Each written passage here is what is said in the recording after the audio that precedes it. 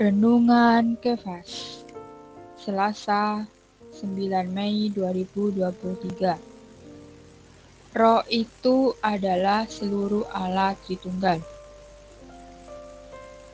Efesus pasal 3 ayat 9 sampai 11 berkata, "Dan untuk membuat semua orang melihat rencana rahasia yang telah berabad-abad tersembunyi dalam Allah yang menciptakan segala sesuatu, supaya sekarang melalui jemaat diberitahukan berbagai ragam hikmat Allah kepada pemerintah-pemerintah dan penguasa-penguasa di surga, sesuai dengan maksud abadi yang telah dilaksanakannya dalam Kristus Yesus Tuhan kita."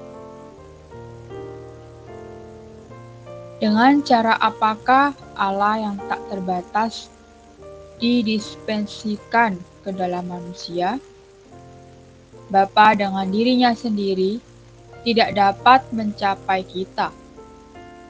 Demikian pula Putra dengan dirinya sendiri tidak dapat masuk ke dalam kita. Bapa tidak dapat dihampiri. Tetapi Putra datang untuk diam di antara kita. Tetapi Dia tidak dapat masuk ke dalam kita karena Dia masih darah dan daging. Sebagai seorang manusia dengan tubuh fisik, Dia bisa berada di antara murid-muridnya, tetapi tidak di dalam mereka.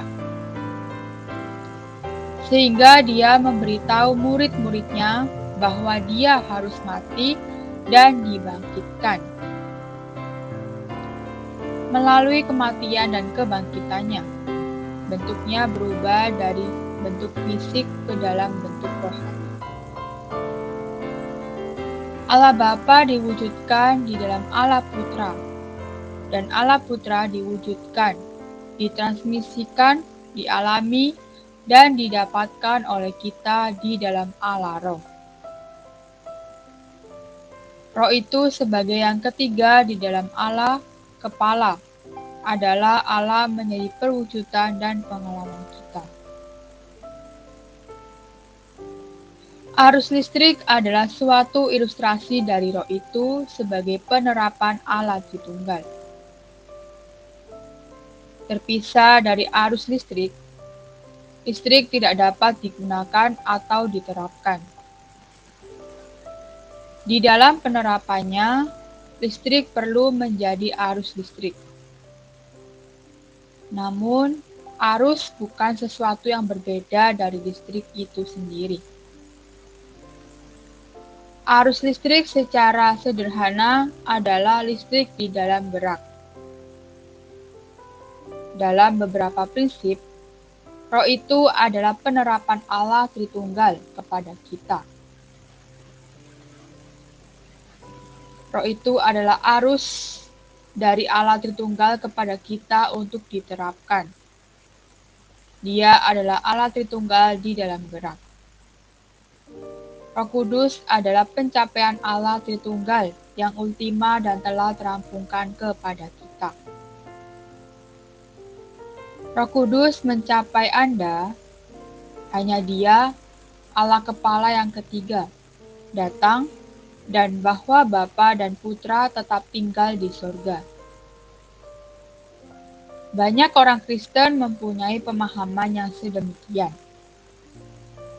Alkitab tidak membicarakan roh itu mewakili Putra di dalam kita.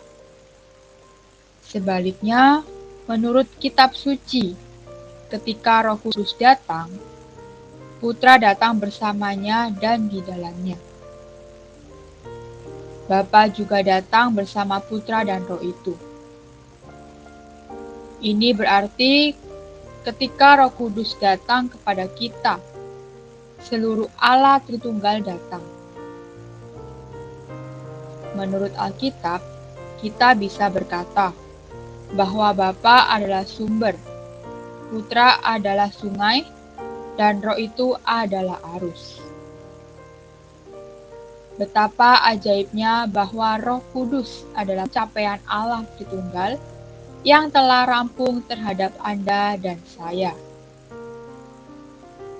Poin hari ini, Allah sebagai Roh itu mencapai manusia. Jalan Allah dapat masuk ke dalam kaum imani. Roh itu adalah transmisi Allah. Roh itu adalah seluruh Allah Tritunggal. Mari berdoa. Terima kasih atas firman-Mu yang ajaib. Dikau adalah Allah Tritunggal, 3 di dalam 1. Dikau bukan Allah yang terpisah, tetapi Dikau adalah Allah yang esa. Amin.